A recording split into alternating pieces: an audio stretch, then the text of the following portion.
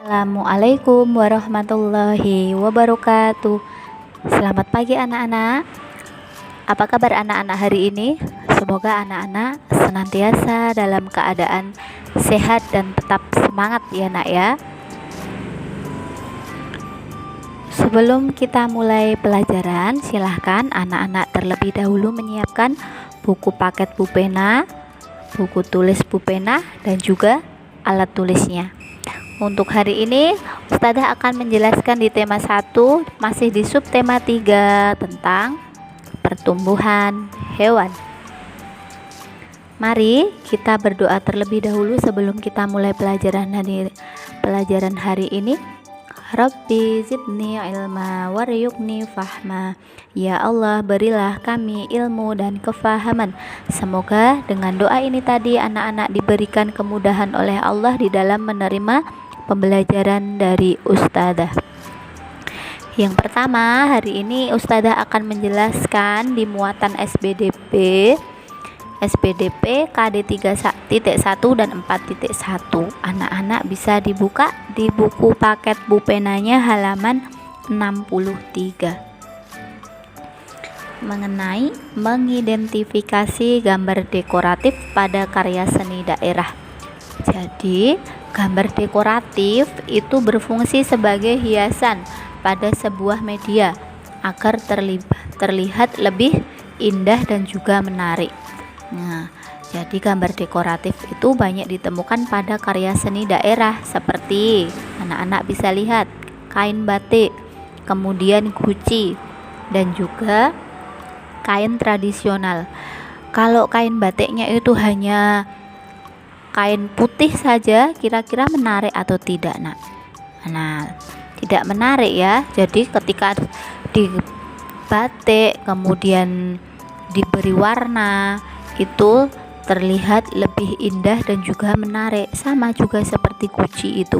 Kalau guci itu hanya dicat warna putih atau hitam atau hanya satu warna, kira-kira lebih menarik mana nak? Satu warna atau dengan diberi gambar? Nah, ternyata lebih menarik ketika diberi gambar kemudian perpaduan warna ya nak ya. Nah, adapun objek gambar dekoratif yaitu manusia, hewan, dan tumbuhan. Anak-anak bisa perhatikan di situ. Ustazah kasih contoh, ada kain batik. Nah, di situ ada hewan. Hewannya apa nak? Kura-kura. Nah, kemudian ada tumbuhan, daun dan juga tangkai. Kemudian ada unsur gambar dekoratif, garis dan juga bentuk bidang. Jadi suatu bidang atau suatu benda ketika ada hiasannya, ada unsur dekoratifnya seperti terlihat pada kain batik itu, ternyata akan terlihat lebih indah dan juga lebih menarik. Untuk selanjutnya, Ustazah akan menjelaskan di muatan bahasa Indonesia KD 3.4 dan 4.4 mengenai daur hidup lalat. Ada berbagai macam hewan di sekitar kita ya nak. Jadi ada hewan yang menguntungkan dan juga ada hewan yang merugikan. Contohnya hewan yang menguntungkan itu seperti ayam, sapi, lebah, dan juga kerbau. Ayam bisa kita ambil daging dan juga telurnya dikonsumsi. Sapi bisa diambil apanya nak? Ya, daging dan juga susu. Lebah bisa diambil apa nak? Madunya, betul. Kemudian kerbau juga bisa kita ambil dagingnya, bisa dimakan dan juga bisa digunakan untuk membajak sawah. Dan hewan yang merugikan itu contohnya lalat, nyamuk, kecoa, dan juga tikus. Hewan yang merugikan ini biasanya membuat kita bisa membuat manusia itu menjadi sakit karena mereka membawa kuman atau penyakit ya nak ya. Nah, jadi pengertian daur hidup itu sendiri yaitu proses pertumbuhan dan perkembangan hewan. Jadi prosesnya. Anak-anak bisa lihat di situ ada daur hidup lalat. Lalat itu berawal dari telur. Telur kemudian larva. Setelah menjadi larva kemudian berubah menjadi kepompong. Kepompong itu bisa disebut juga pupa. Setelah menjadi pupa atau kepompong kemudian menjadi lalat dewasa. Selanjutnya perkembangbiakan ikan. Nah, berkembang biak itu artinya bertambah banyak ya nak ya. Ikan itu berkembang biak dengan cara bertelur. Betul, ikan itu dapat bertelur dalam jumlah banyak sekali, bahkan bisa sampai ribuan. Nah, ini merupakan daur hidup ikan. Ikan pertama tadi apa nak? Nah, bertelur ya, berarti mulai dari telur ikan kemudian berubah menjadi larva, kemudian menjadi ikan muda dan juga menjadi ikan dewasa. Nah, anak-anak harus tahu ya daur hidup dari ikan. Anak-anak bisa perhatikan di buku pena halaman 64 ya. Di situ juga ada gambarnya. Nah, untuk yang selanjutnya daur hidup kupu-kupu. Nah, anak-anak bisa dilihat di buku pena halaman 66. Kupu-kupu itu juga berkembang biak dengan cara bertelur ya nak ya. Jadi mulai dari bertelur, kemudian telur berubah jadi apa nak? Ulat, kemudian berubah menjadi kepompong dan akhirnya menjadi kupu-kupu. Telur-telur, ulat-ulat, kepompong, kupu-kupu. Nah, itu bisa dihafalkan ya nak ya. Ternyata itu adalah daur hidup kupu-kupu. Selanjutnya daur hidup kata. Nah, daur hidup kata anak-anak bisa dilihat di halaman 69. Kata juga berkembang biak dengan cara bertelur. Dari telur kemudian berubah menjadi kecebong tanpa kaki atau bisa disebut juga berudu ya nak ya. Kecebong tanpa kaki. Kalau di halaman 69 itu ditulisnya berudu. Jadi berudu itu sama juga dengan kecebong. Kemudian berubah lagi menjadi kecebong berkaki. Ya. Setelah menjadi kecebong berkaki, kemudian katak berekor. Setelah menjadi katak berekor, kemudian menjadi katak dewasa. Katak dewasa itu disebut juga dengan imago ya.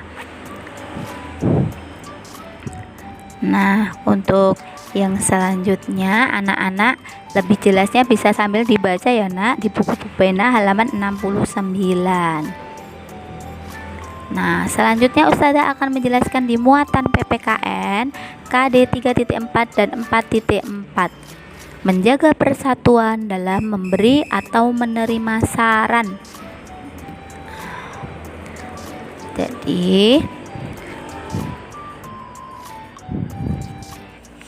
cara agar terwujud kerukunan itu yang pertama bisa dilakukan dengan mengajari teman yang kesulitan dalam memahami pelajaran seperti materi yang kemarin Ustazah sampaikan ya nak ya. Jadi ketika ada teman yang kesulitan kita bisa mengajarinya, tapi ingat tidak ketika ulangan tapi ketika belajar kelompok atau belajar bersama. Kemudian yang kedua, bekerja sama mengumpulkan uang dan pakaian layak pakai untuk membantu teman yang tertimpa musibah. Kemudian yang ketiga, memberikan saran kepada teman dan juga mau menerima saran dari teman. Jadi kita tidak hanya mau memberikan saran, tapi kita juga harus mau menerima saran supaya kita tetap saling bersatu.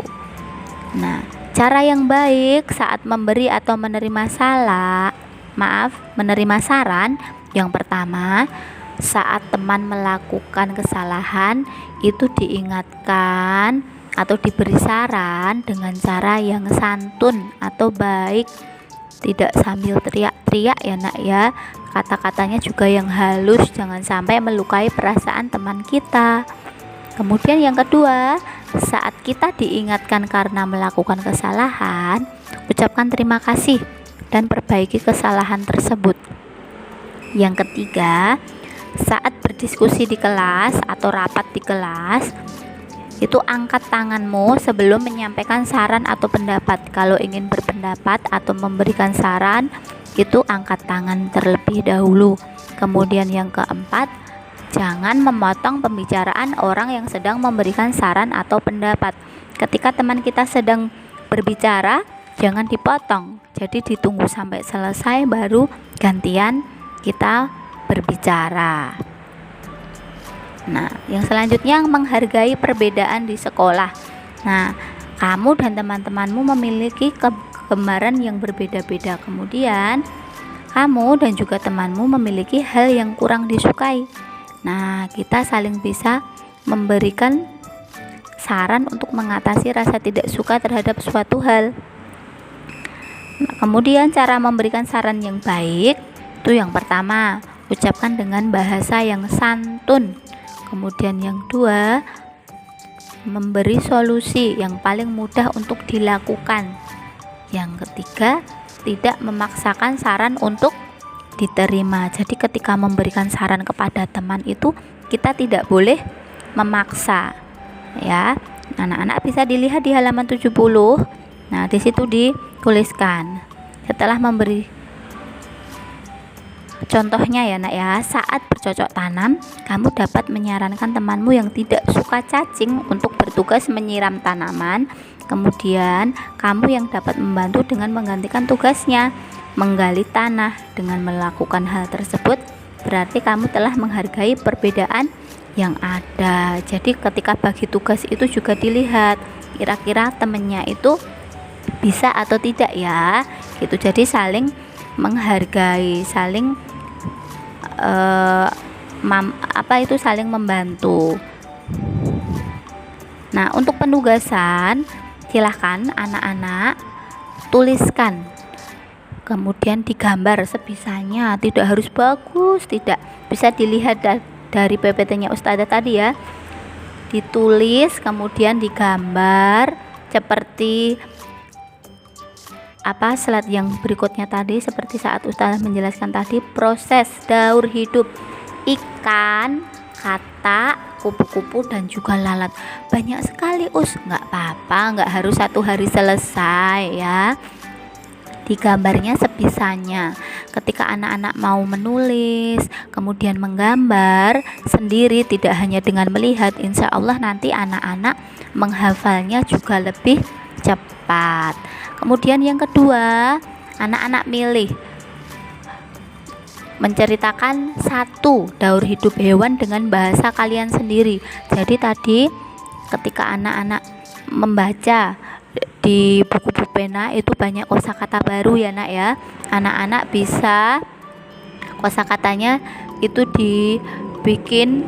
dibuat cerita. Nah, anak-anak membuat cerita dengan kosakata baru, dipilih salah satu, milih menceritakan daur hidupnya ikan atau kata atau kupu-kupu atau lalat dengan bahasanya sendiri, paling sedikit satu paragraf ya nak ya. Kemudian yang ketiga, carilah arti kosakata A. Tumbuh, B. Dewasa, C. Larva, dan D. Metamorfosis.